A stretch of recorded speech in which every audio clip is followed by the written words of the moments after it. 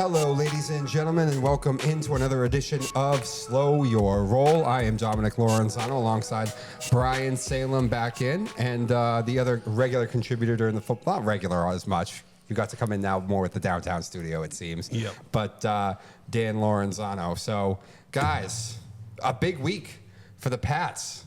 We upend the perennial kings of the AFC East for the past couple of years. If you're a college guy, one of the most shocking losses I've ever seen watching college football, Penn State losing to UCLA the way they did. And boy, we got some bad teams in the NFL right now. Yeah. We got some stinkers. Problems in Philly. We'll talk a little about the Sox, and we're going to bring back the Darwin for this week because there was one that was just too good to let it go. So with that, I'm going to get it started, though. I mean, Penn State. I'm not saying he's a terrible coach. I'm not saying that. But what I watched last Saturday was maybe the most shocking loss I've seen in college football. Now, I know there have been bigger upsets. The spread was 26.5, I think, 27.5. But, like, the other upsets you could see coming. Clearly, the team just overlooked them. This is still in the Big Ten. You just lost to Oregon. So, like, you should be refocused because your season depends on you winning out. And UCLA is a dead program. Absolutely dead. They had lost to New Mexico by 20. No one's spending money. The crowd wasn't even raucous. Like there was nobody in the stands. That was the emptiest I think I've ever seen the Rose Bowl. It was dead. It was a big team coming. It wasn't like it was a nobody. Penn State's a big team. It's a dead program. And for James Franklin and Penn State to go on the road like that against a team this bad and lose, and not just lose, okay? Listen, wild, crazy game, back and forth, bad turnovers, that's one thing. To get your ass kicked for the first half. They were down 27-3 at half to a dead program, to a team that lost to the New Mexico Lobos by more than 20. To go on the road like that after you had just lost that game to Oregon, to get your ass kicked the way it did, I don't see how there's any more coming back from this. Now, I know the buyout's probably too much for them to do it. I believe it's somewhere to about $40 million, but Penn State has plenty of money. He is now 4-26 against top 10 teams. He is 1-11 at home. At this point, what more is there to talk about? Again, he's not a terrible coach, okay? I think he could go to Florida and have some success, but he's not good enough. He got the train back on the tracks for a bit. He got you close, but clearly he's not the guy that's ever going to bring you over the top. 1-11 at home against top 25 teams. What are we still talking about here? All right. He's had, 6-7 years now? Something like that. Great recruiter, not a very great schemer, head coach. Certainly doesn't keep the team on track anymore. And now with this loss, it's just like they played Oregon. They got them at home. You have your what's supposed to be a professional prospect in Drew Aller back for his third season. By the way, you might have picked the wrong quarterback because the kid that you sent packing because you wanted to have Aller still start is lighting up at Missouri. So there's another mark against James Franklin because what was James seeing in practice? Maybe Drew's the better NFL prospect because he's bigger and stronger, but Pruella, or however you say his name is, Missouri is the better college quarterback right now, but that's neither here nor there. You're returning everybody. Oregon's got a new team. Half the starters on Oregon are underclassmen. There's no reason. If you were ever going to win that game, it was then. And then after that, to then go on the road and get stomped by UCLA, it's just over. It's just time for a breakup. I don't know what else there is to say about this. Okay. So it's no secret, like, you know, you're far more the college football guy than I am. Mm-hmm. Like, so that Oregon game, wasn't that like a pretty neck and neck game for the first half, and then they kind of started to just beat the bag out of each other? I mean, it was down to the end. It was OT, but it's just about that you've been here for how long, and you're 4-26 against top 10 teams. No, and I understand that, but I'm not so quick. Okay, so after last night, yes, I am quicker to give them flack for the Oregon loss. And as much as half that roster is underclassmen, like that's still a program as an entity that the last handful of years has been on the come. Yeah, it is. Yeah, I'm not. I mean, losing to Oregon in overtime is not a shame. There's nothing really wrong, especially the way the game developed. They fell behind and came back to tie the game like they did, which was impressive because that's not typically Penn State football. Yes. But you can't go across country and lose to a winless team like this. You can't. You can't be down 24 at half to a team that got blown out by New Mexico. And not only that, you stole, what was it, Ohio State's defensive coordinator, supposedly the best defensive coordinator in the country. Oh, yes. And you got 42 put up on you by a quarterback his old team, Tennessee, didn't even want. I know. You're the offensive coordinator they're carrying off the field. It was his first day ever calling plays. And you give up 42 to that team? Yeah. Again, By the way, that was a great moment, seeing him get carried off. Oh, And then, was great. and then his dad's like an analysis and watching the game and screaming at that. That was cool. I know, But it was. You can't have that happen. 42 points. I know. To a first-time play caller, a first-time head coach, a program that was winless and completely dead. I think they had scored, what was the stat? I think they had scored 52 total points so far on the season. They scored 42 on Saturday. I remember when you texted me last night about the Michigan State, and I was like, oh, let me look. And I'm like, wait, they've only scored 90 points, and half of that was that one game. Against Penn State. Like I said, it's the 4-26 mark versus top 10 teams, 1-11 at home. And again, he would have time to redeem himself, okay? If he had lost to Oregon, if they had taken care of business, if he loses to Ohio State, which he probably will, but like still made the playoff and then beaten a big program in the playoff, totally fine. But to lose to Oregon and then have this happen at UCLA, now to me, unless he beats Ohio State, there's nothing more to talk about. Yeah. Because if he loses to Ohio State, which he probably is He's out going of the to, playoffs. he's not going to be in the playoff. So, and now we're talking 4-27 against top 10 schools. So I learned something And today you came about- in this season ranked number 3 in the country? 2 in the country. They were ranked number 2 in the country to start the season. They were actually picked to win the Big Ten over Ohio State. Just Yes. So I learned something about Penn State athletics today, and I did not know this. So all of their funding for their athletics is entirely separate from the rest of Penn State's goings on. So like a lot of these college programs that are kind of floating the line of being underwater, Penn State has a huge pooch of money Yes. Oh, yes. for their athletics. Yeah. They So- have to be one of the biggest. So Oh, like, everybody, well, I don't know if they want to buy him out. Can they? Oh, yeah, they can afford to buy him out Oh, yeah. today and probably 3 more times. No, I think they can. Whether they want to or not, I'm not sure. But to me, I don't really think you have a choice at this point. I think it might depend on if there's a candidate they really like that's available. That's true. Like, I mean, again, I kept joking Lane Kiffin, but if somehow Lane Kiffin was like, oh, I'm interested in Penn State, I'm sick of being second fiddle here. I mean, I think it's Gruden. It could be. Gruden wants to coach in the SEC, though. He does, but Penn State could offer more money, and I think he'd take it. I mean, Big Ten is not necessarily a step down either. When you get to go against Michigan, Ohio State, Oregon. it's SEC and Big Ten. Yeah. Yes. But I don't think they have an option at this point to me. It's run its course. And listen, James can go revive his career. He can go take a job no, Missouri's playing too well right now, so that guy's not going in there. But I wouldn't don't know. be surprised if there's an opening for him at UNC soon. Could be. Or BC. I think that's too far of a step down. I think he would get a slightly better job than that. I'm trying to think of a place, but listen, That was more of a shot at Bill than it was. I know. I know. He'll have success somewhere else. I don't think he's a fraud, but he's just not good enough. And this has run its course at this point. I mean, I think he's just one of those coaches, like, because don't forget, he went, 2 10-win seasons at Vanderbilt? He did. Like, maybe that's just what he is. He goes to a lower program. We do really well. Yeah. Flirt on the edge of playoffs. And, that's a ceiling. There's nothing wrong with that. There is absolutely nothing wrong with that. Plenty of coaches have done that and had very successful careers doing that. Oh, 100%. He could go to Arkansas. Yeah. I don't think that's a bad one. Although he's not. I don't think he has that.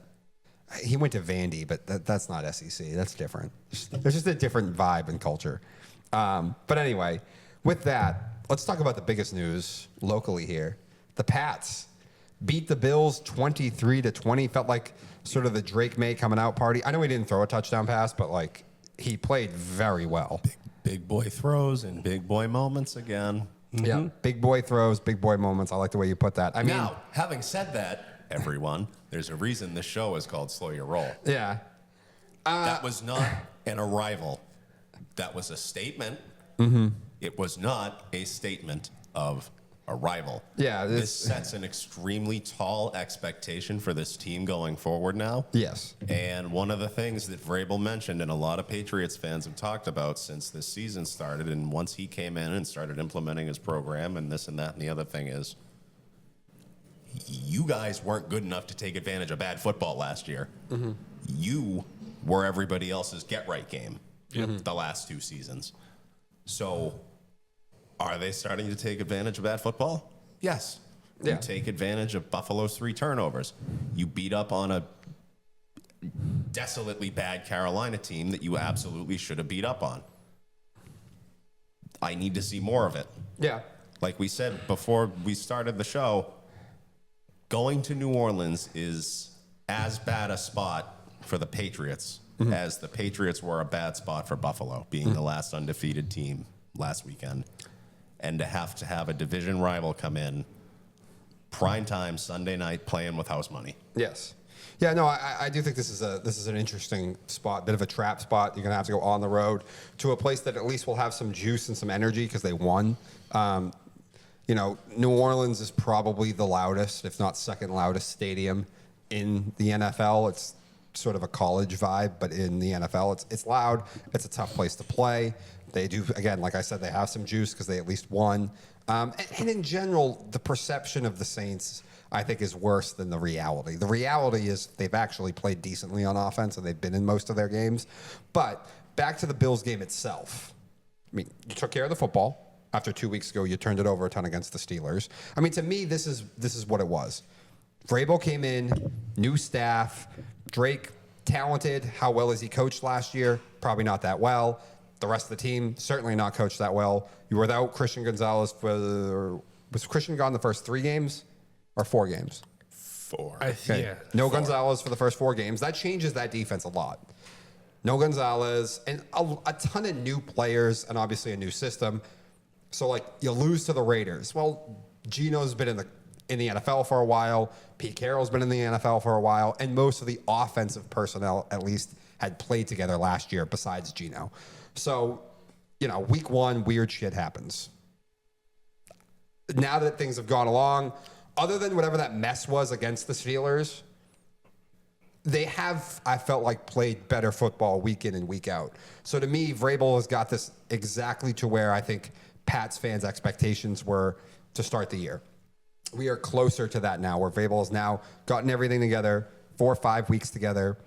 Drake May's getting better coaching. He's played better each week. And you got your guy back on defense. So I think it was the Steelers game that I said Pats might need to temper their expectations. I might be wrong. We might be back on track. It just took Mike Vrabel a few weeks. I still think they need to temper their expectations. I kind of agree with that. I mean, I think what the Carolina game showed us was that we're not the bottom feeders anymore. We're somewhat competent. We have somewhat of an identity, which I think is always huge for a franchise to get out of the basement. You're representative again. Right. Like, you're going to Foxborough. This isn't just a win anymore. It's something we have to play for. Okay, I get what you're saying about temper expectations, and I'm not saying that this team's going to do much in the playoffs. But to get that win against Buffalo, when I look at the rest of this schedule now, Do I have something for you? I know what you're going to say. I know what you're going to say. What is it? They're still NFL teams, and so you're not good enough to just look at a schedule and put W's up. I know. That is not what I was going to say. Oh, okay. I thought that's what you were going to say. If the season ended today, 10 of however many remaining games on your schedule are against teams that will be picking in the top 10 in the draft. Yeah. If the season ended today. Yeah, so I'm not even just making about how good I think the team is. It's also just the way the schedule broke. I mean, you get Tennessee next, It is in Tennessee, but still. The Jets twice. Then you get the Jets still twice. You get Cleveland after Tennessee. You get Atlanta, but at least you're at home. Then you go to Tampa, which is tough. Then it's one of the Jet games. You got Miami at home. Then you're at Cincinnati, who lost Burrow for the year. Like, we all agree the Bengals are a freaking train wreck. Speaking of which, I think them trading for Joe Flacco should be classified as a crime against humanity. Yeah, that was dumb. That's elderly abuse. I mean, I said it last week. To have him play behind that line. But I mean, you were here last week. I said this should be a blessing in disguise. Yeah. Just tank. Just tank for a season. Trade T. Higgins. You need the picks and rebuild your offensive and defensive lines. But that's neither here nor there. You're at Cincinnati. You caught a break because Burrow's out for the year. Then it's Giants, Buffalo again, and at Baltimore and at the Jets to finish the season. Obviously, Baltimore will probably be good again by then because that's the end of the year where at least the guys will be healthy. But, like, that's a pretty freaking easy schedule, guys. I mean, for all we know, Baltimore might be done by the end of the year, too, depending on Lamar's injury here as well. That's true. Like, are they just going to be totally cashed? Yeah, because Baltimore is one of Start those the teams. buses. Baltimore, it'll be one of those teams like, you know what? It's not our year. We are going to try to get that top 15 pick I this don't year. think they're going to do that. I think they're going to have this game against the Rams and lose. Then they have the bye week, and then after the bye, they're going to be healthier, and they're going to say, "This is our chance to salvage what we can of the season and make the playoffs." But if they're already 1-5 at that point, and the Steelers are pulling away in that division, now I'm not saying the Steelers are world beaters or anything. Okay. But they at least seem like they're competent enough to take that division with how bad it's been. you get a wild card spot. Oh, the wild card's going to be full this year. I don't know. And they've already Listen, lost I'm not- quite a few games. I'm not saying they're going to be able to do it. I'm just saying I don't. At this point, They're not tanking. I don't think they're tanking. Okay. When we play Baltimore in the second last game of the year, I think Baltimore will be healthy. Baltimore will be playing for something. Okay. The schedule also does lighten up for them. So, like I said, they have the Rams. Then it's a bye week. Then it's Bears, Dolphins, at the Vikings, at the Ravens, Jets. Like, those are some winnable games for Baltimore. Like, I think Baltimore still has a chance to right the ship, even though last Sunday was as bad as it gets. Well, I you understand can that. right the ship as far as the way you play in the optics, but that doesn't dig yourself out of a 1-5 start any better. No, I know, but we're just talking about it in the perspective of, like, they will be healthy and they will be playing for something when they played the Pats in that game. Oh, yeah. But to me, when I look at that schedule, I only see 3 games that I can say for sure you're going to be an underdog in. With the Bucks, the Bills. Bucks, Bills, and probably that Ravens game. Maybe. Yeah. Maybe you're an underdog in the Falcons, but I doubt it because they have to come to New England. Yeah, I wasn't going to say that. Falcons are so inconsistent right now. Yeah. Plus, if the Patriots have a couple of games here where they don't look terrible, but it's a little bit of a step back from what they did against Buffalo, the narrative changes, and obviously the lines are going to change too. Yeah. By then, you know. Yeah, 100%. But And and I don't want to say that if they go down to New Orleans and lose, right, unless they just get absolutely trounced, which I don't see happening. I mean, honestly, actually, in some ways, I'd feel better if they got trounced. If they go down there and lose, I'm not saying it takes everything. It should take all the wind out of the sails, but depending on how they lose, it's probably going to diminish that game a little bit. Maybe. I mean, it could always serve as a wake-up call, too. Like, hey, stop watching the news. You're seeing how good you are now. And Yeah, because they are just the bell of the ball right now. you can't turn on ESPN or anything without them saying how Drake May's the second coming of Josh Allen. And, are they the new favorite? Like, okay, we get it. Yeah, we get they it. they are the bell of the ball right now. It's bad. It's bad. Yeah. What did Nick Saban say? Rat poison? Rat poison. That's rat poison. That media stuff. What you guys write, rat poison. Thoughts on the game itself? I mean, Stephon Diggs coming out party. Let's see if he has that level of focus all year, though. Exactly. I do want to throw that out there. He won't. Exactly. Did anyone else see the pregame interview he did when he's talking about his leadership skills and how he's trying to grow? And I'm like, oh, come on, dude. Yeah, Like, something about his maturation process. yeah, I was like, all right, you're doing this pregame. Okay. You're real mature. You potentially have 2 baby mamas in the last 2 years, and you got caught on a boat with a bag of mysterious pink powder. That's not maturing. I know. So I took some heat because I was the guy that said, I don't want this circus around in the offseason. Let's cut bait.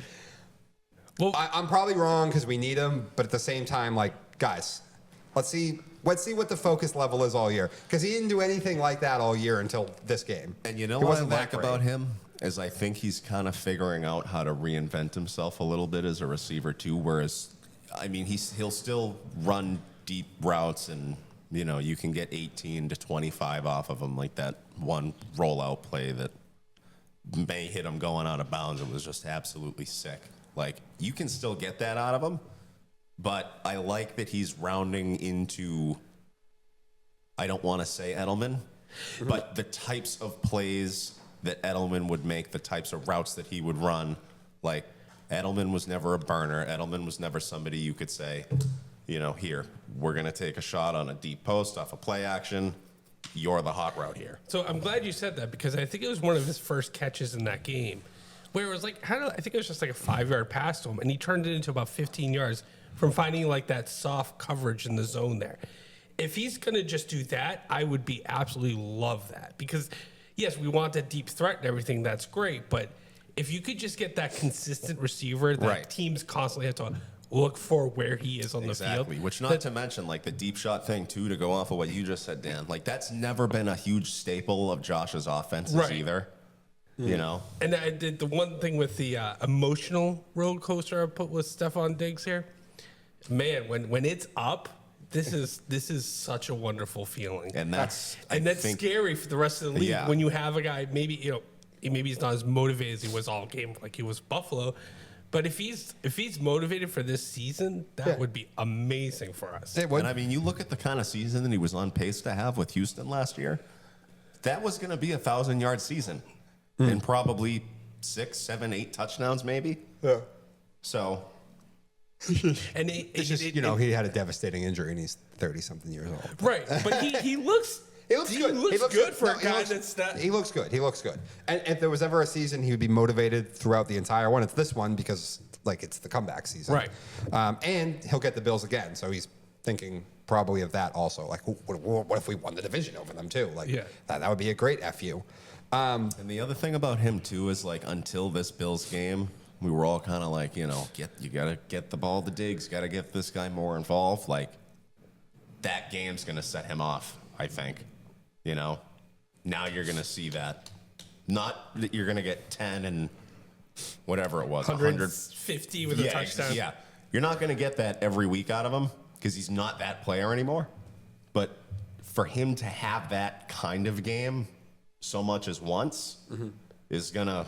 And I feel like that's gonna really get the wheels turning. and for just him. the threat for the defenses to say we have to actually keep an eye on this guy now, which can open up, Douglas, Booty, all of them that are half decent receivers. Yeah. I mean, Keyshawn's got talent. He's always had talent. I think Pop's gotta go now. He hasn't always I've had used enough it. of But him. Yeah. 2 more things on this game. Well, actually, one's not on this game. One's actually a future big picture thing. The great thing with what's going on in New England right now is our offensive coordinator is never going to go anywhere now. I mean, we talked Jaden in Washington. Like, Cliff's going to get a head coaching job eventually if it continues being this good. All these other places. I mean, Nick Sirianni is dealing with this once again now in Philadelphia. His offensive coordinator's gone, and he picked a bad one again. And that's why they're, like, Josh McDaniels is never getting another head coaching job. No. He's never leaving New England again until he retires, probably. Unless for some reason he got a college I was gonna head say. coaching job, but even then, I doubt it. Like, it's so toxic. I don't think he's ever getting another head coaching job. No. Which means he these won't. people are not going anywhere. So that's a great advantage that we're going to have over the rest of the league, because it's hard replacing coordinators. It's tough. Speaking of, I know we're going to talk about them shortly, the Eagles. I didn't know Jalen Hurts has had a new offensive coordinator every single year he was pro.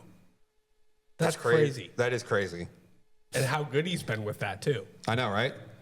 Talk about a team that wins in spite of coaching. We'll get there eventually. The last thing, what do we feel about the running back situation? Because Ramondre can't stop fumbling, but Henderson clearly doesn't know how to block or pick up protection. And then It's $4 million. But- You're paying a running back $4 million. Just cut him. Yes, but who's going to get the touches now? Henderson can't pass block. Are we going to give it to Gibson? But Dom. Gibson's a better pass catcher than he is a Gibson's hurt, rusher. isn't Yeah. They're running backs. He can't pass block. He can't pick up protection. So go find another one that can. They're running backs. They're listen, a dime a dozen. I hope so. So that's what I'm asking you guys. That's your solution? Okay, so had you... Because I'm sick of seeing Ramondre too. Okay. Yes. Whatever year it was, 10 years ago, had you told me before that Indy game that Jonas Gray is going to rush for 200 yards and 5 touchdowns, I would have looked at you and said, what the hell is a Jonas Gray? Yeah, no, I know. And then what, get cut like 3 days later? Or Yeah, whatever it 'cause he was? showed up late to a meeting. I know. Dime a dozen. I know. Go get more. I agree that You a don't lot of have them can somebody be. on the practice squad you can bump up? Well, the problem is to me is the other only option is Antonio Gibson. But Gibson's a better pass catcher than he is a rusher. Like, go out, make a trade for somebody. You still have a whole assload of money to and me, phony cap room. you just gotta manage it, have Henderson in the game most of the time, and then on third down when everyone knows you have to throw, obviously it can't be Henderson because he can't pick up protection, but I don't know. What do you think? I mean, you saw my text after the fumble. Yeah, I know. I said effing cut his ass right now. I know. And then they have him in the post game, like, oh, you got 2 touchdowns. I was like, really? Really? But not even just the fumbles. Like, he's definitely lost a step too. He doesn't hit the hole as hard as he used to. He can't get outside like he used to. And other than the one big catch, I forget which game it was. The Miami game. Yeah, has he really done anything major? No. Yeah. So it's like I'm and even like one of the touchdowns when we got Josh Allen's pick, I could have ran through that hole. Like it was just like I just don't see it. Like this is definitely will be his last season.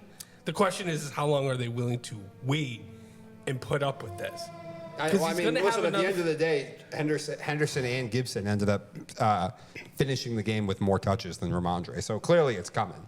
I'm just wondering how they're going to shuffle. Didn't even finish the game. Right. I know. I'm just wondering how the hell they're going to shuffle this moving forward because Henderson cannot pass block. And not only that, you see Henderson, he's got the speed, but you see him with those other players, and you're like, he's kind of small. Oh, he is small. Like you That's worry the other thing. he's going to he's not. You can't give him the ball 20 I'm something not saying times. giving him 20 times, but you do need somebody else to kind of take the load off him. But I don't know. But again, it's just watching Stevenson run into the wall with no authority, and it's just like he falls down now. Mm-hmm. He used to be good again. Okay, it's 3 yards, it's 4 yards. He doesn't do that anymore. I know. He just he goes in and falls down. I know. Like if you're gonna if you want Travion Henderson to be your Dion Lewis, you need somebody to be your LeGarrette Blount. Mm-hmm. Yes. But he can't be fumbling like Ramondre. I'm sure he's a really, really, really nice guy. He's got to stop fumbling. Sure, he does great things for his community. Probably helps little old ladies cross the street. Actually, no. He fumbles their groceries. He fumble that too. Yeah, he drop her. He's Drop a the walk. scoop and Drop. score. He's a scoop and score and a broken hip waiting to happen. All right, moving on. All right. So the record's great. They've been winning games anyway. But Philly, it's deja vu all over again. You got a problem again. And it's the same problem you had 2 years ago when Brian Johnson was your OC. Listen, I've said this before. Philly is an enigma. Philly does a lot of stuff that bad organizations in the NFL do. We don't love their head coach. They can be kind of dramatic, a dramatic superstar wide receiver. They're just emotionally, Do we love their quarterback throwing?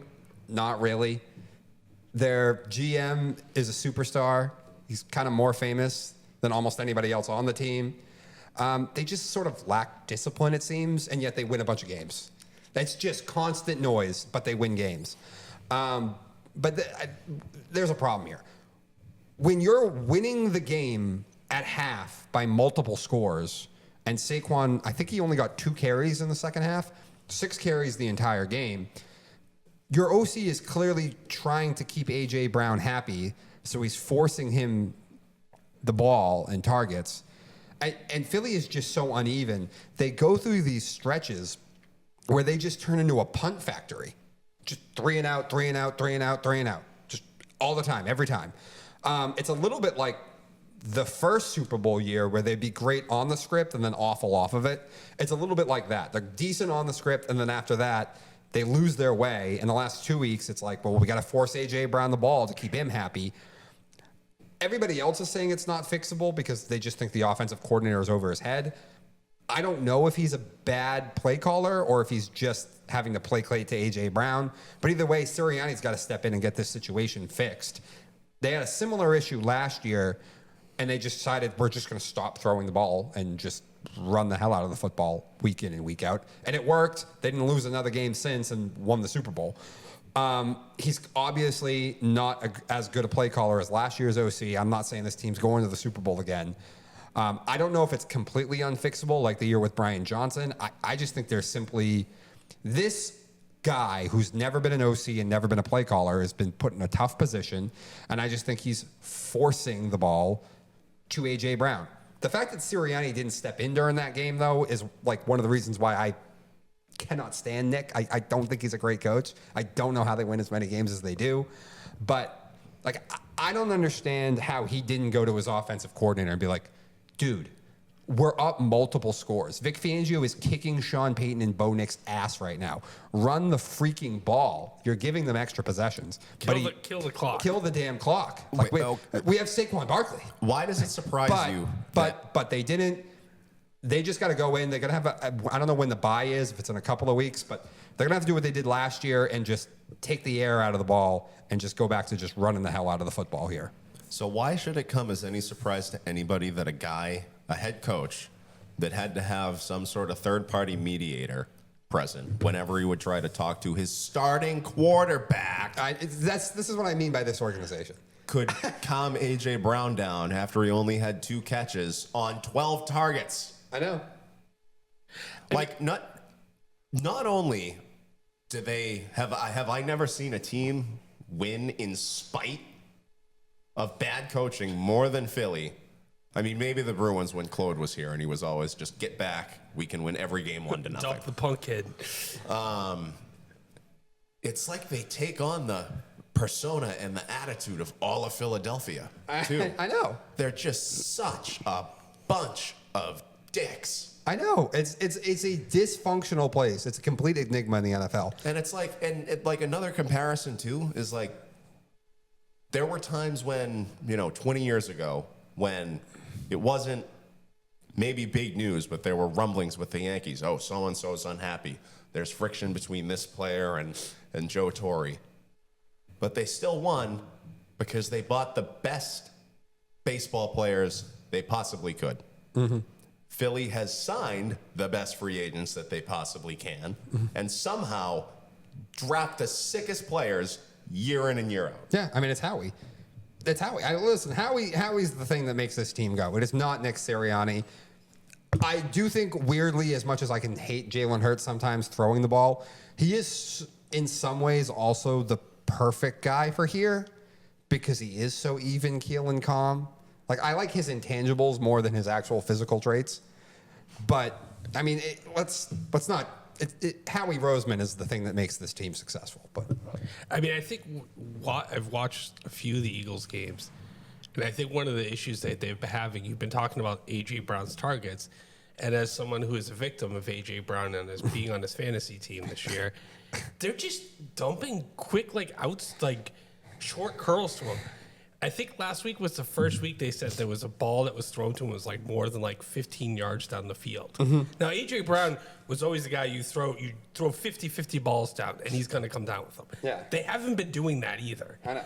Also, the offensive line hasn't been quite as good as it has been in the past. I know the line hasn't been as good. There was a stat, I can't remember it. I wish and Lane Johnson didn't play last week. Right. And Saquon Barkley is actually getting hit more often now in the backfield than he did all of last year. So those are little things that are going to creep up and affect things. And, it could also just be the mindset when it comes to Saquon is, yes, we only ran him 6 times and it may have cost us a game. But later in the year, after having how many touches did he have the year before? Yeah. Just trying to say, we kind of want him to hold off until maybe the second half of the season. Cool. Especially since how dysfunctional our division is. I'm fine with that, but then give the backup touches. But you can't turn into a you can't turn into a punt factory in the second half with a multiple score lead. Right.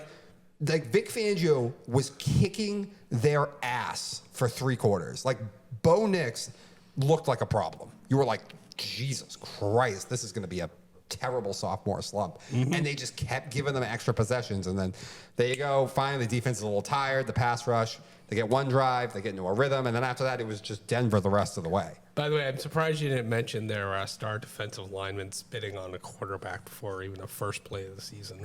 Yeah, see, like Taking That on the happens in personality Philly. of the city. yeah. What, But they win. you don't like the head of security having one of those headsets that only the coaches can have? Come on, Yeah. Your security, Dom. your sideline security guy is one of the 10 biggest guys on this team. Yeah, I don't mean in just size, just like importance. Like, it's a weird place, man. But how much of this is fixable to you guys? Like, to me, 2 years ago, it wasn't fixable. I don't want to. I'm not sitting here ready to say that I think this OC was a terrible hire. I simply just think he doesn't have the cojones and he doesn't have the pelts on the wall to tell A.J. Brown to go F himself right now. And he's trying to placate towards him. So a couple of years ago, like you were saying a few minutes ago, when they were good on the script but bad off the script, like how much did they actually do to fix that problem? Or did they kind of just like, in spite of the problem, because they're just so goddamn talented? Well, I think one, Jalen They've got done a it little bit once. better. I see that. I mean, And who's they to went say and got they don't do Saquon it Barkley. again? I think, I'm just saying, those are the 2 big things that when they made the Super Bowl the first time, they were on script first half merchants. They would always win the first half. It was one of the best gambling Super Bowls I ever had because I knew exactly what was going to happen. I was like, they'll blow them out in the first quarter, they'll go in a half with a lead, and they'll do nothing in the second half, and KC will come back and win. Bang, bang, bang, hit all 3. I think Jalen got a little bit older and a little bit better off the script, and I think they went and got Saquon Barkley. I think those are the 2 big things that changed that. What I'm more meaning is, remember 2 years ago when they finished the season losing, like, what was it, 6 straight and got stomped out by the Bucks in the playoffs? That's more what I'm comparing to. That's when Brian Johnson was here and they were just bad all around. I'm not ready to say that this offensive coordinator is Brian Johnson and they're just screwed this year. I'm just saying I think this is happening because you have a first-time play caller who is truly changing the way he's calling plays because he's trying to appease A.J. Brown. That's what I think. So I think you But need maybe to, the OC's bad. So I don't know. think, okay, so either you go find Jalen and Nick Sirianni's mediator, and you have him and Brian sit down with AJ and say, look, this isn't conducive to playing winning football. Let's fix it. So they either fix it and everything's fine, or they try to fix it and we realize he sucks, or they just keep doing this. Do you trade him? The only problem is Howie. Come to Mikey. Howie is just not in the business of trading super talented players. No, That is just not what he does. If you're going to trade someone like an A.J. Brown, I just mentioned the highs and lows of the receivers with Diggs, he's going to go on a tear and probably get like 1,200 yards at the end of the year. Well, you're going to trade him to the AFC. Even still, though, that he's still going to go off.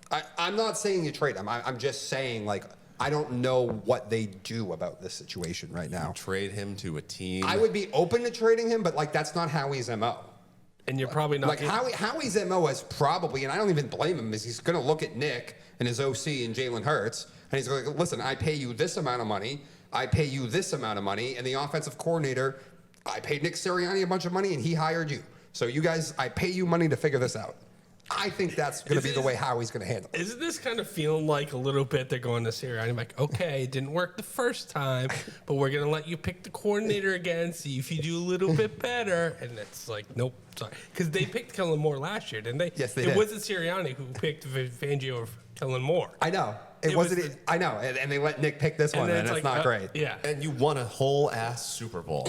I know. And you didn't learn your lesson. Nope. No, I know. They just let him pick it this time. So it's going to be a fascinating situation to watch. I think most teams would probably look to trade AJ, but like I said, that is just not the way Howie rolls. He doesn't like giving up on talent. He does not. And I'm not even discrediting for him for that. And if I was in his position too, I might look at Jalen and Nick Sirianni and say the same thing. Like, I pay you this much money to figure this out. If there was ever a GM that you could see trading a guy like him, that's not the idiot in Tennessee, like that's actually a good, competent GM to trade a guy like him, it would be Roseman. Yeah, I know. Because I'm not saying how he couldn't execute a trade. It's just he's not in the business are of doing that. Usually. And whatever he gets from that trade, you know he's going to turn it into something sick because that's what he does. Oh, I know. So let's quickly, before we take our first break, let's talk about the Sox. Ugh. I know. I'm happy with the season. I like where this team is going. I'm happy with the season. I don't like the way you went out. It sucks because it felt like at the end we probably should have beat the Yankees because we had them beaten game 2 and then we let them off the mat. And then when that happened, I didn't really ever think we were winning game 3. But like I'm generally happy with how it went. I wish we had done more at the deadline. Fucking Steven Matz and Dustin May. Was Dustin May even on the playoff roster? I don't think he was. No, I don't think he was. Yeah, so that was ridiculous. I know everyone wants to give Craig Breslow credit. I don't know why. I thought for the most part, Breslow whiffed. They want to give him credit because he made the playoffs after trading one of the best bats in baseball. Well, to them they're like, well, he went. He went and got fake baseball guy. So here's what they'll be like. Well, he got Bregman and he went and got Garrett Crochet. Well, do you get that much credit for getting Crochet? He was kind of the best guy on the market. Like I don't think it takes a genius to figure out that if I brought in Garrett Crochet, that my team is probably going to be significantly better. When you look at all the other ones, why he traded away Quinn Priester, I will never know. His trade deadline was underwhelming, and the Dustin May one was terrible. Walker Buehler was an abject disaster. Is there another one I'm missing? I'm not sure. Who else did he bring in? I can't. There's been so many names I can't remember. I know. I don't think there's been that many more. I think you hit. Oh, Chapman. You know what? Chapman, he deserves credit on that one. Yes. But like the Priester one, what the fuck was that? We could have used Quinn, by the way. Not having a freaking rookie have to start. Game 3, could have used Quinn Priester. Giolito went down. Shocker, Giolito didn't last the whole season. I'm freaking shocked. And we may have lost him for next year, too. I know. I'm freaking shocked about that.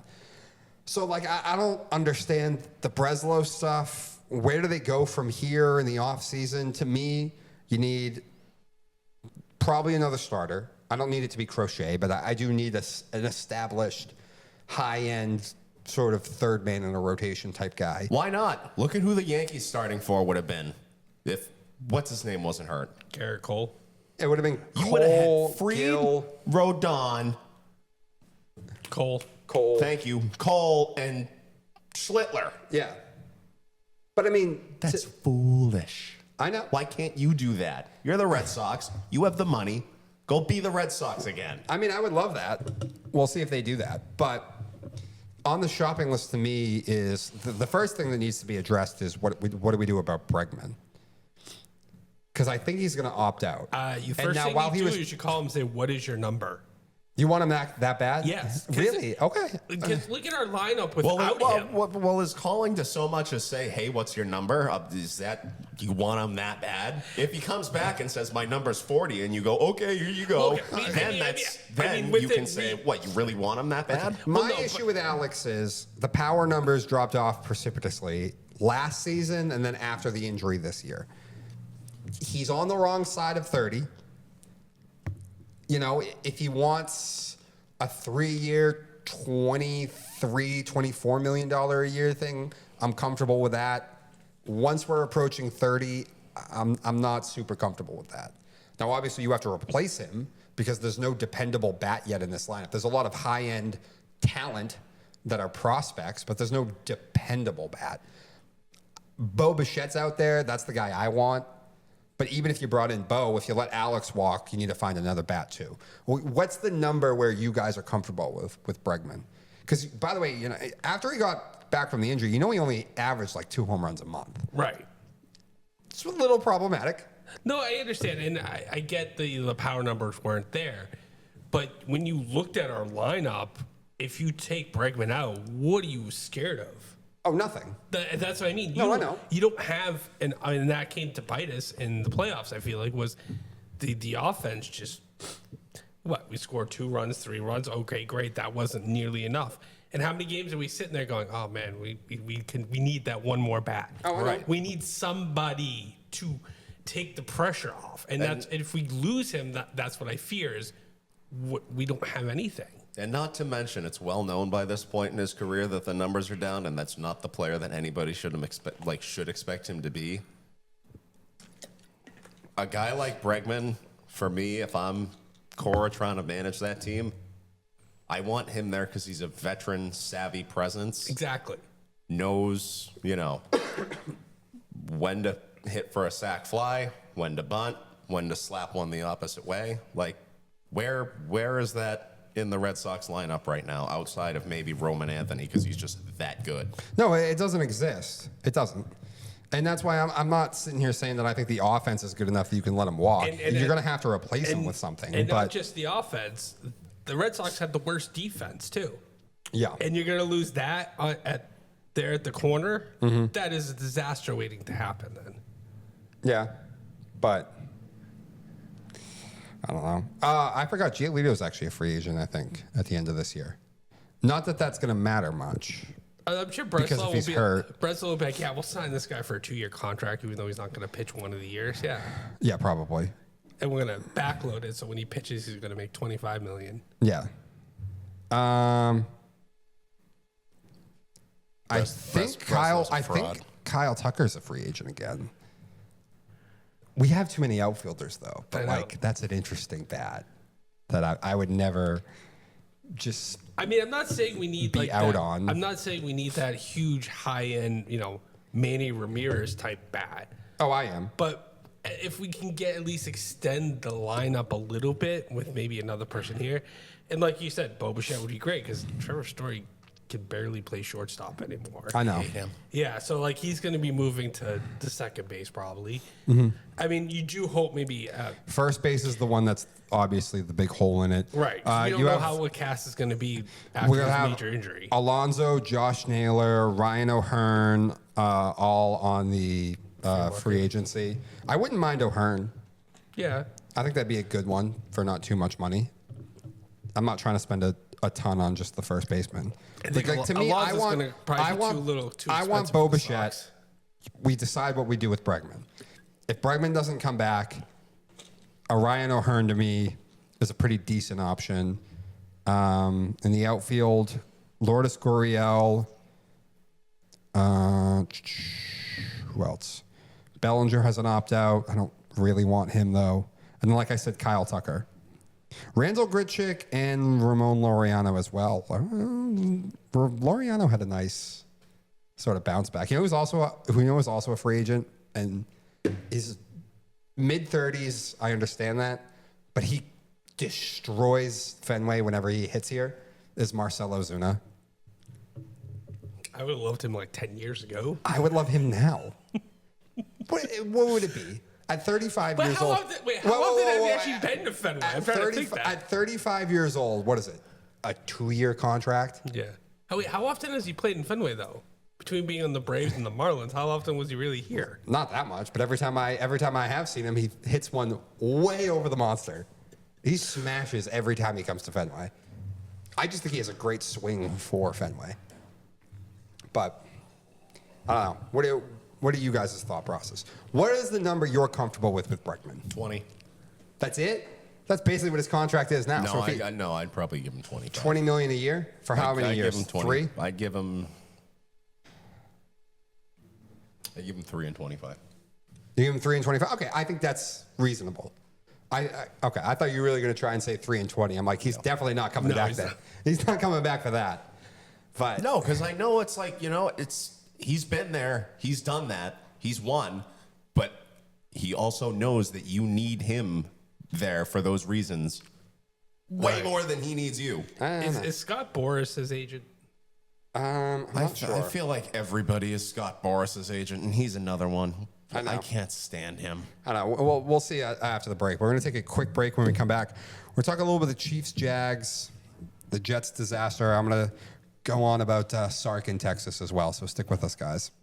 And we are back at Slow Your Roll. Let's break down the Monday night game. That was kind of madness. The Jags are 4-1. I'm not really sure how. I know everyone wants to sing the praises of Trevor Lawrence. I don't think he has much to do with the fact that they're 4-1. I truly don't. I still see a pretty up and down, sort of inaccurate, mediocre quarterback. Now, the athleticism, he kept some plays alive with his legs. But, like, Mahomes throws that god-awful pick six in the red zone, or else this isn't a conversation. Like, Chris Jones tries on that last play. yeah, what was that? Chris Jones just giving up on the... That is a man who's checked out. I know. I don't know what to think of this game other than, like, if they played it 10 more times, KC wins it 9 out of 10 times. Maybe 8. I'm probably overdoing it. Maybe 8 out of 10 times. I am blown away with the Jags coaching staff. I do think Liam Cohen was a sensational hire. There's a reason Tampa didn't want him to go. They're doing great things on defense with their personnel. Like, I think the Jags are well coached. I think they will be in the race for this division. But I don't think they're winning because of Trevor Lawrence. I think he's more just along for the ride. No, Trevor Lawrence is to the Jaguars what Philly's coaching staff is to the Eagles. They win in spite of him. Yeah. It seems a little mean. I don't want to say in spite of. He's just sort of along for the They're ride. certainly not winning solely. No. Yeah, no, he's along for the ride, in my opinion. He is going to someday be a very prominent bust in the Hall of Sidecars. I don't know. What were your thoughts watching that game? My first thought, honestly, was crap. Is the Chiefs' offense back? I think it is. I said I said it last week that I think they're back. There was a stat. I think it was Colin was saying it. It was the first time in 33 games a team has averaged 7.5 yards per play and lost. Yes. Like, that is, if that Chiefs offense is back, that, God damn it. No, I know. sucks. I said this last week. I said I know everyone doesn't want to hear it. But I'm they the still- dynasty ain't dead yet. But they still can't really run the ball. They're gonna have to figure that out. But like, the Chargers are dying because they lost both their tackles, and they've lost more injuries than just that. Like they lost they're another. lost at sea at the moment. They lost another offensive lineman in that last game too. Yeah, they lost their center also. Yeah. So like, they're built on the offensive line, and they've lost 3 of it. So I think Alt's coming back at some point, but they don't know when. Denver is, Bo can look really bad for a half and then good for a half. Like, Young quarterback. I'm not happy with it, but like, Casey's got Xavier Worthy back. Kelsey at least can turn it on a couple of times, again, a couple of times a week if he needs to. They're going to get Rashee Rice back in another week or 2. There's a smattering of other guys. Juju's good at 4. For your number 4, there's another guy. Thornton looks like thank he you. can suddenly play football. Yeah, I triggered something there. I know they've made Tyquan Thornton functional, which the Pats couldn't figure out. Probably a lot of that was coaching. I think Josh. Yes, that was If coaching. Josh McDaniels was there, maybe they could have figured it out, but he wasn't. Who's that idiot scout? You want to get fast? You go get fast guys. Yeah. You got to get fast guys that know how to catch the ball, you idiot. Oh, listen, he's learned how to catch the ball in Kansas City, though.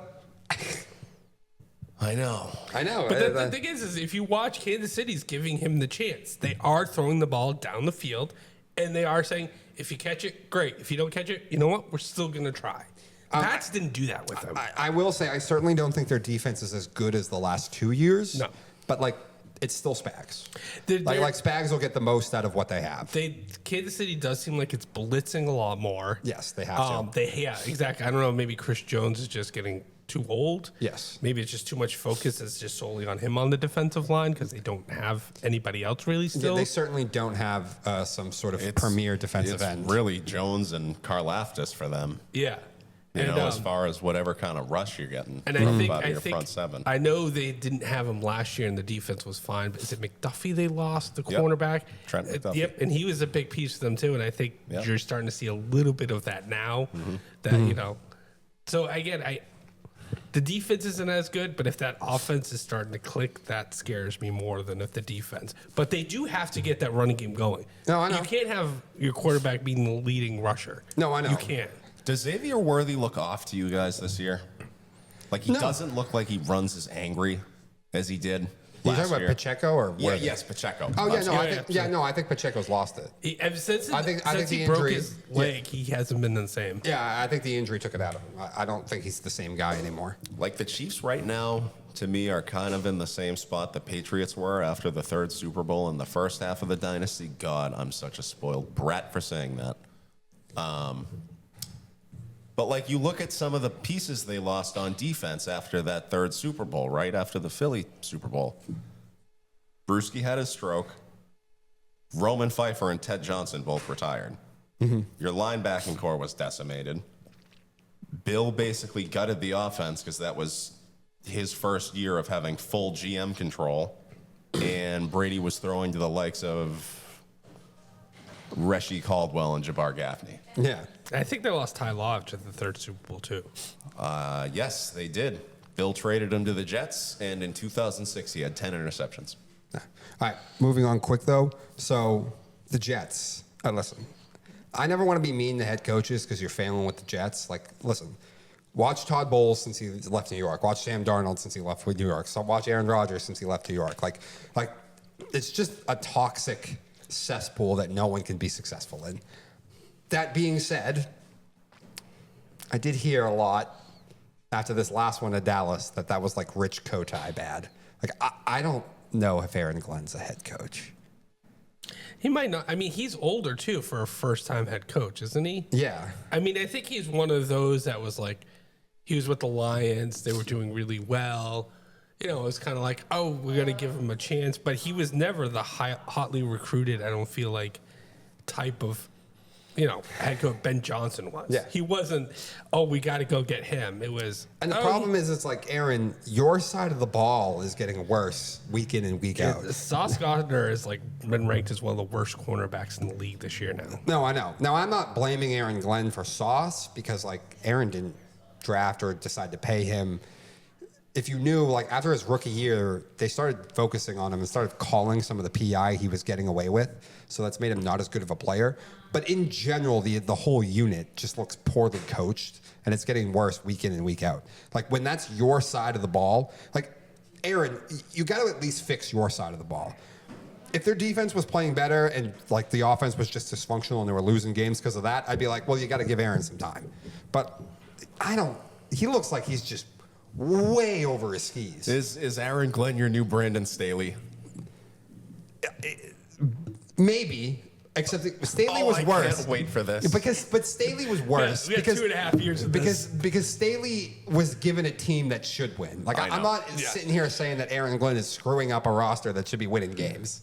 The difference with Staley is Staley had a team that had no business not being in the playoffs. He was just a moron. But I think this guy's way over his head. And I feel like, honestly, and as a gambler too, this is why I want to talk about this, because this is the trap that everybody fell in last year.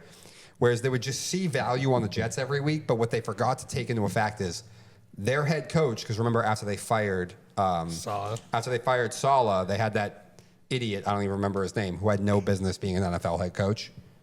And so I was like, every time you guys make the line, you're not taking into account that they don't have a actual NFL head coach. You need to add an extra 3 points to this line because they don't have a head coach. I feel like we're in the same situation again this year. Yeah. It's that bad. Because it's the Jets. I mean, how much, okay, let me ask you this. How much say did he probably have in taking on Justin Fields too? Probably none. And oh yeah, here's a guy who's young, doesn't know what he's doing. He's on his, third, fourth team now. Yeah. Bust. Here, go see what you can do with him. I guess.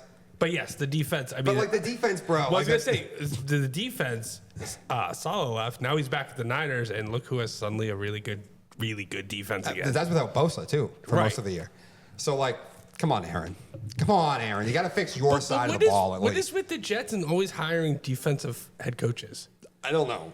They tried Adam Gase, and that's been it for the last 20 years for offense. I don't know why they do that.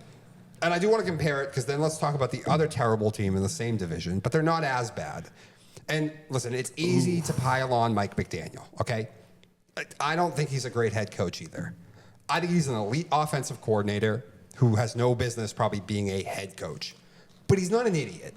And he can put, at least on the offensive side of the ball, his guys in the best positions to succeed on that side of the ball. Now, is he going to get the culture of a team? Is he going to be able to build a culture? No.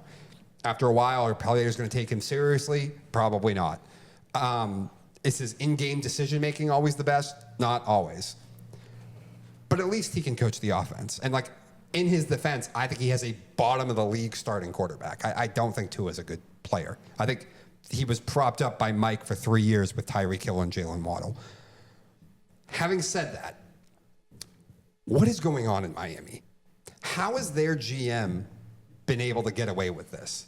Because they haven't drafted anyone of value for like 3 years. And yet now all I'm hearing about is Mike McDaniel going to get fired. Is Mike McDaniel going to get fired? No one says anything about Chris Greer. Is this like a Joe Paterno Sandusky situation? Do you have something on the owner? Like, Maybe. How has he just gotten a pass He's got- for not hitting on draft picks for 3 straight years? He's got pictures of the owner with barnyard animals. I don't know what he's got to have something on the owner, because you can say whatever you want about with Mike McDaniel. He was not given a great roster at all to deal with, especially the last 2 years. I saw a report that after the Panthers game, Stephen Ross was in the locker room waiting for Mike McDaniel, and they had a talk, and Stephen answered the question just telling him he was disappointed. And that's why I'm like, Ross, disappointed in what? Did you look at the roster coming into the season? Like, what did you want Mike to do? They're horrible on the defensive line. They're horrible on the offensive line. They haven't had a skilled defensive impact player since they traded for Jalen Ramsey 3 seasons ago, when he was already on the decline when they traded for him. Well, don't forget, they tried to trade for Bradley Chubb and have him be a stud. They did. Tried. But Greer didn't get the deal done. So, like, listen, again, it's probably time for Mike to go. But telling him you're disappointed in the locker room. Disappointed in what, Ross? What did he see to start the year that made him think this team was going to be any good at all? So I do have one point I wanted to bring up, speaking of the Dolphins, and I feel like it probably has a lot to do with their culture. Mm-hmm. So you got rid of Brian Flores as your head coach because he was too tough on players. Mm-hmm. He's gone on to Minnesota. It's been fantastic as a defensive coordinator there. Mm-hmm. So, carrying them while they're still trying to figure out McCarthy and get him healthy and get that offense figured out. Mm-hmm. Then you said Vic Fangio was too difficult too hard on players. That's the one I will give Mike McDaniel a lot of flack for, though. Like, I know Mike had something to do with that. Mike and Vic did not get along. And then he goes on and essentially wins the Super Bowl for Philadelphia and is regarded as arguably the best defensive coordinator in the league. It's I don't know, maybe it's the GM, maybe it is Mike McDaniels, maybe it's Stephen Ross, the owner. But they even did this, I remember, with Nick Saban when he was there. Now, Nick Saban will admit he wasn't great as an NFL coach, but they said he was too hard on players and too hard on everybody there. You are running a $1 billion business with billions of dollars at stake, and you're talking about being too hard on people who's spent their entire lives, 20 and 30-year-olds, being hard on their own bodies, and you're being too hard on them. Yeah. Because you had a bully case allegedly 20 years ago. From again, I don't know. I think it's just the culture thing. I don't know if it's just because it's Miami.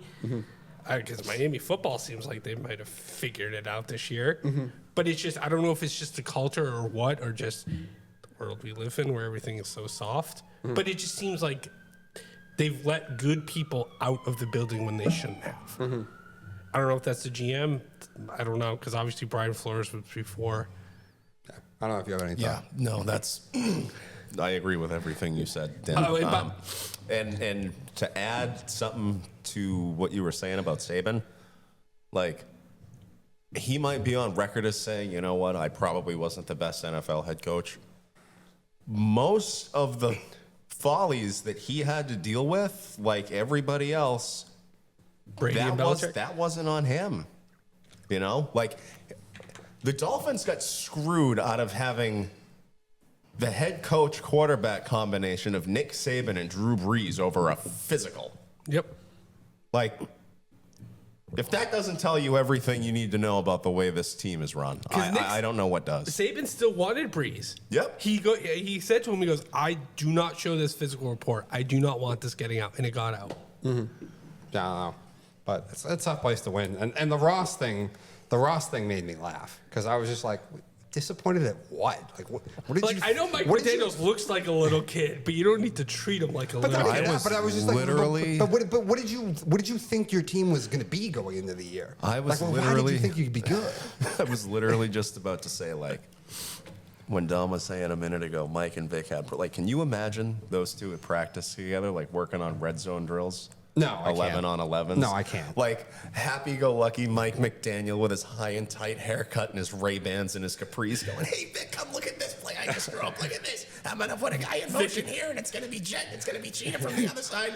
And Vic's just looking at him going, shut up, kid. We're dropping into P-Blitz. Watch this. Go to the defense back. Hit him. Make sure you hit him. Find ball. Hit man with ball. All right. The last thing before we quickly go to the Darwin. Listen, I will acknowledge that Arch Manning looks absolutely terrible. This is going to be a tough one for you. No, it's not going to be tough. Because For, the last couple of years, it's been your team here. what, Texas? Yeah, How? they're gonna be the SEC best. They're gonna lead the SEC. When did I ever say Their that? rival Oklahoma is nothing. Okay, I did say that. I did say the Oklahoma thing. I never once was pounding the table for Texas and Sark. They have the though. best recruiting. They do because they have the most money. But anyway, listen. Actually, we were one of the few ones who were actually skeptical. At least I was, because I was like, listen, Arch couldn't beat out Quinn Ewers. I know everyone wants to anoint them that they're going to be great. I'm not sure yet. I got to see it. I will acknowledge that Arch Manning, from a physical traits perspective, does not look like a good quarterback or even an NFL quarterback. However, Sark is overrated as hell. And I think he's the most overrated coach in the country currently. I'm not saying he's an idiot. I'm not saying he's a terrible coach. I think he's just currently the most overrated one. He has the most money of anyone in the country to get whoever he wants. Players, personnel, coordinators. And last year, all I had to hear about was, it's Quinn Ewers. It's a Quinn Ewers problem. This year, Arch clearly was an overhyped bum. Okay, but Sark's baby is the offense. He calls the plays. He calls the plays. He can go out and just out-talent people everywhere else. Quarterback is the position that, even with talent, it's the one you most have to, groom, you have to develop. Well, that's supposed to be Sark's job. Mm-hmm. And so now I have to hear for 2 years in a row that it's not Steve Sarkisian. It's not Steve. It's his quarterback. What's he supposed to do with that? Well, I don't know, Steve. You saw it in practice all last year, and you saw it in spring. Why did you not go out and go get someone in the transfer portal then? You could have done it. As for Quinn Ewers, he had 1 million snaps in college. Why did he not get better? Like, to me, you can't just absolve Sark of this. It can't just be, his quarterback was bad last year. Arch is overhyped. This is Steve's job to call the plays, run the offense, and develop the quarterback. So to me, he is completely overrated. And at least Ryan Day, had the wherewithal to be like, I have the most money in the country, and I can use it on coordinators too. I'm going to go get NFL guys who have coached the NFL for years. I'm going to pay them all the money in the world because I have unlimited resources here, and they're going to be my coordinators, and they're going to do the job for me. I'm just going to be the CEO type guy. Matt Patricia's killing it at Ohio State. I know he is. Once again, he's the highest paid coordinator in college football right now. No one pays their coordinators more than Ryan Day, but Sark is fixated on still calling the offensive plays. Well, if that's the case, then you better be developing the quarterback better than this. And I don't want to hear for the second season in a row that it's not Sark, it's his quarterback. What do you want him to do? That's Steve's job. So I think right now, currently, I've never been a Sark fan. I was trying to come around for a bit. I think he's the most overrated coach in the country at this point. I think the most damning thing to piggyback off what you said was Arch was in the building for 2 years before he started too. That's what I mean. Sark, you were watching this in practice every day. The number one prospect, right? Mm-hmm. And so we've seen a couple other number one prospects come through now for quarterbacks. Was it Bryce Underwood from Michigan? Yes. Who's been decent. Yeah. Again, you're an 18-year-old and you're asked to start playing in front of 95,000 fans. I'm not going to hold the Oklahoma game because that was a buzzsaw. Yeah. And that was, his second start? Like, Yeah. I'm not going to hold that. But he's been decent for them. I forget his name, the kid from Ohio State there, Maeva? I forget his name. Well, He's no, been- Mayaba's in USC. You're talking about Peoples. Peoples. Okay. Yeah. He's been decent too. Yeah. And again, he had 1 year, I think, at Ohio State sitting. I'm not Peoples, saying. Isn't it Julian Julius Sayin. saying? But he's looked like he's producing. Yeah. And so you have this other number one prospect. You've had him for 2 years in the building. He's even started a game, and he's still this meh. I know. Like- I mean, he has looked completely overwhelmed anytime they have faced any real team. I mean, his name. And he wasn't even that good against UTEP. I mean, his name might be causing overhype too. I agree. I think he's secretly Eli's kid. It's illegitimate, so they're like, oh, it's Arch's kid. Yeah, because Coop was supposed to be the best athlete out of the three of them before his back got all messed up. There's no way. There's Well, actually, no way. Arch is a decent athlete, though. That's actually the one thing he can do. But that's the thing is It's they the compare other stuff that I'm like, I don't think he sees the field well. Well, yeah, but Coop he was supposed to throws be the the ball best kinda athlete weird. and still have the head for it. No, I know. I'm just saying. But I'm like, Arch, his arm, like his just mechanics of throwing it weird. Is his arm even that good? Like his decision making is brutal. His Looks- processing is awful. Looks and again, like Uncle Eli. I mean, again, maybe Arch is this bad. But I don't want to hear that Arch is this bad, but then Quinn, who had a ton of starts under his belt already at Texas, was the problem last year. It can't be both of them are the problem. Like, at some point, some of this is on Sark. You either got to hire a coordinator or you got to fix your system and the way that you're I agree. trying to get your concepts across the I agree. players. I mean, it could be just one of those things like Sark just says too much. Like you said, get someone else call plays. Which would not surprise me in the least No, no, bit. 'cause they because all these offensive guys, like McDaniel, Shanahan, especially the West Coast guys, they get off on Everything. play calls, Just and looking at that just play sheet. buried in the play sheet. Yeah. And it's a laminated play sheet. Take the pencil out of your ear, you Marinolade. Yeah. I mean, the thing I was going with college football is college football head coaches have so much more to deal with than NFL coaches too. Yes, they do. And if you're sitting there going, "Oh, I'm trying to call plays and it's not working for me," like I was when I was, just the offensive coordinator at Bama. Mm-hmm. When yes, he did very well there for him. I know it was Nick Saban and they had all the talent in the world there, but he he revived his career there. Mm-hmm. Even USC, I don't think he was this bad, was he? I mean, I don't know if it's just because the expectations are crushing everything. I don't know. But yeah, I'm trying to think of going back to your original point, an overrated coach. And, like, name me a big win he has at Texas. I guess he beat Bama in the regular season, Nick Saban's last year. But we all realize, like, that might have been Nick's worst team, and they wasn't- lost to Michigan in the playoff. That wasn't the same powerhouse. No. The same No. Bama power. Didn't they lose to Vandy that year too?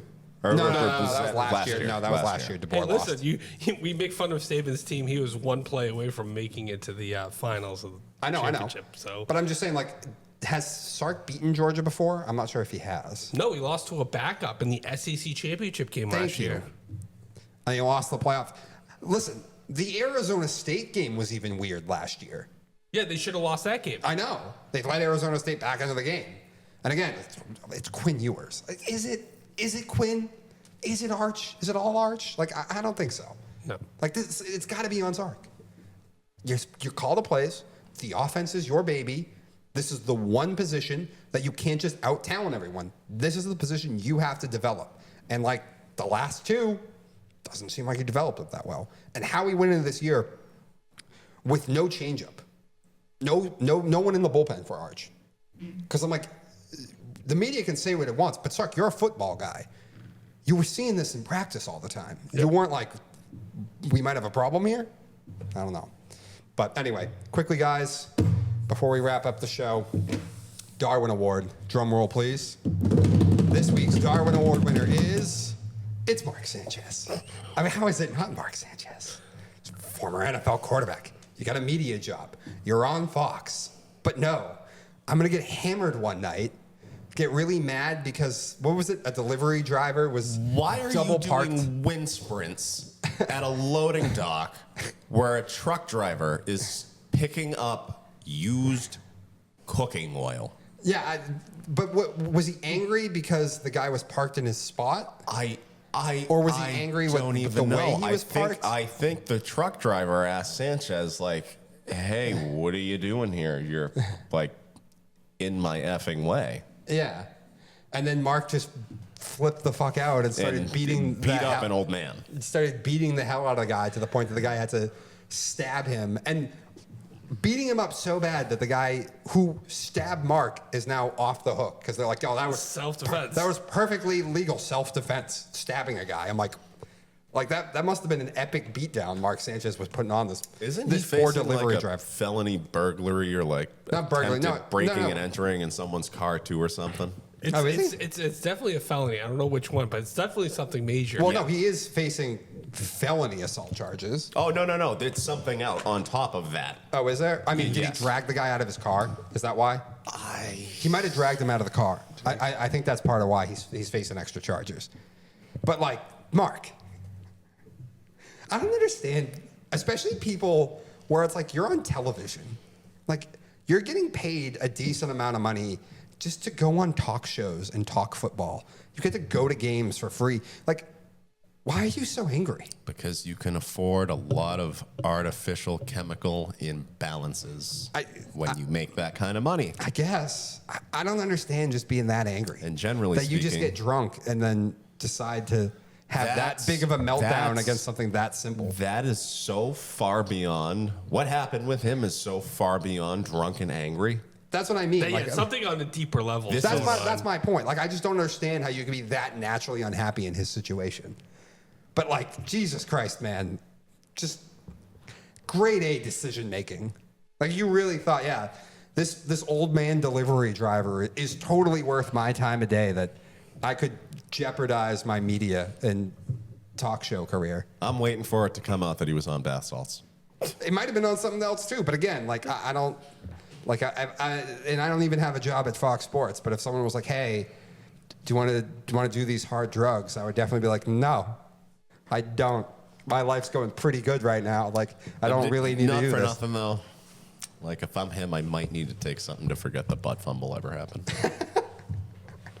But like, it's the Jets. Come on. I got a story here for you. I don't want to forget that I Okay, played go. for the Jets too. Yeah, I know. North Carolina recently had discussions today on potential exit strategy discussions and preliminary conversations about avoiding a buyout with Bill Belichick. So did you hear what else he pulled Yeah, I was gonna. with Drake May? Yeah, I was gonna let more of this come out over the next week and then address it next week. I was also gonna make some calls down there, so we're premature on this. So I know. The fact that you're 5 games into your college career and they're already looking at ways to get rid of you. No, I know. 28-3 in I the mean, first to me, it's quarter. not quickly. It's not about the football, because like he doesn't have the talent yet. Like, this was always going to be a multi-year fix. It's a lot of the other stuff that's just got. The other circus he always preached he hated. He's bringing a circus there, and then there's also the like, just not really wanting to have any relationship with players at all, and it's like. I know college is a little bit more like the pros, but like these are still 19, 20, and 21 You have to one-year-olds. foster those relationships. Yeah, you're a dad in a lot of these cases. Yeah, like college you can't, is about mentoring and fostering relationships and recruiting and pageantry. So it's not just about the results on the field. Like, I was never going to hold the results on the field. They don't have any talent. But anyway. You don't get to spend 8 figures on 70 new players, though, and call yourself the 33rd NFL franchise. Say that you're going to get players more pro-ready than any other college institution, FBS or FCS, no matter what division, and then lay that kind of an egg. Yeah. But, all right. With that, guys, congratulations to Mark Sanchez, this week's Darwin Award winner. And that has been it for Slow Your Roll. Thank you for coming on, Dan. Thanks for having me. Brian, Always thank a you. pleasure. Yeah, and have a great rest of your week, ladies and gentlemen. I look forward to being on many more shows with you, Dan.